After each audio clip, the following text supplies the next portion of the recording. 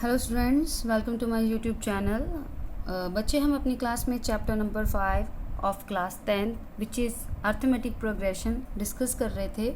हमने अपनी क्लास में एक्सरसाइज 5.1 कंप्लीट कर ली थी और 5.2 का फर्स्ट क्वेश्चन भी कंप्लीट कर लिया था। आज हम करने जा रहे हैं एक्सरसाइज 5.2 का question number 2, choose the correct choice. तो उसका फर्स्ट पार्ट है 30th term of AP 10,7,4 is. आपसे पूछा गया है कि AP की 30th टर्म कौन सी होगी। तो सबसे पहले आपको ये क्वेश्चंस कैसे सॉर्ट आउट करने हैं बेटे, हमने AP का एक फार्मूला किया था, वो था AN equal to A plus N minus 1D। A मैंने आपको बताया था कि फर्स्ट टर्म होती है, N होता है नंबर ऑफ टर्म की कौन सी टर्म निकालने को बोला है। जैसे इस क्वेश्चन में 30th टर्म बोला है तो N होगा 30। ओके, अगर 50th टर्म बोला जाए तो N होगा 50, अगर 15 टर्म बोला जाए तो N होगा 15 अकॉर्डिंग टू द क्वेश्चन। और D क्या होता है? Common difference. तो ये भी आपको बताया हुआ है कॉमन डिफरेंस कैसे निकालते हैं, हमेशा सेकंड टर्म में से फर्स्ट टर्म को माइनस करके। और आपके पास AN क्या है? nth टर्म की कौन सी टर्म निकालने के लिए बोला गया है। जैसे ये इस क्वेश्चन में 30th टर्म निकालने के लिए बोला गया। तो चलिए यूज़ करते हैं। सबसे पहले हमें चाहिए AP है हमारे पास 10,7,4 डैश डैश डैश। तो A होती है फर्स्ट टर्म, तो फर्स्ट टर्म हमारी क्या थी 10। D होता है कॉमन डिफरेंस, वो कैसे निकालते हैं? सेकंड टर्म में से फर्स्ट टर्म माइनस करते हैं तो वो आ गया है -3। और N यहाँ पे क्या है? 30th टर्म निकालनी है तो N क्या है? 30। तो according to the formula AN equal to A plus N minus 1D। तो यहाँ पे N की वैल्यू 30 पुट कर देते हैं तो आ गया है A 30। A है हमारे पास 10 प्लस 30 माइनस 1 इंटू D हमारे पास क्या है बच्चा? -3। तो A 30 यानी कि 30th टर्म हम निकालने लगे हैं।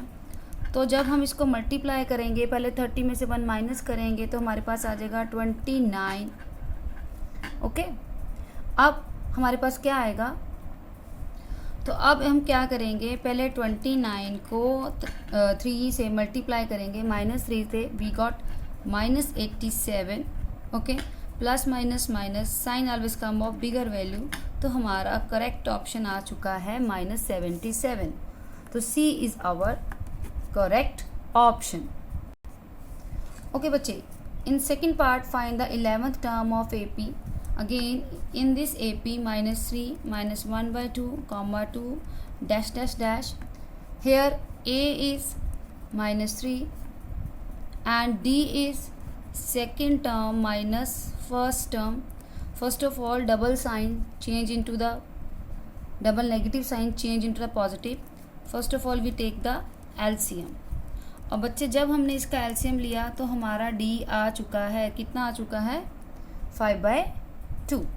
अब यहाँ पे 11 टर्म निकालने को बोला है तो N हो गया 11, यानी कि हमने A11 निकालना है। 11th टर्म निकालनी है तो A11 और N की कौन सी वैल्यू दी है? 11। तो फार्मूला यूज़ करेंगे AN equal to A plus N minus 1D। AN यानी कि A11, A इज़ -3, 11 माइनस 1 इंटू D 5/2। तो यहाँ पे आ गया -3, 11 में से 1 माइनस किया तो आ गया 10 इंटू 5/2। कटिंग करेंगे तो यहाँ पे आ गया -3 प्लस 5 इंटू 5 इंटू 5 हो गया है बच्चा 25। तो प्लस माइनस माइनस 25 में से 3 माइनस करेंगे तो sign always come of bigger value. तो 22 हमारा करेक्ट ऑप्शन हो चुका है, यानी कि 11th टर्म हमारे पास आ चुकी है 22। ओके बच्चे, सेकंड क्वेश्चन क्लियर।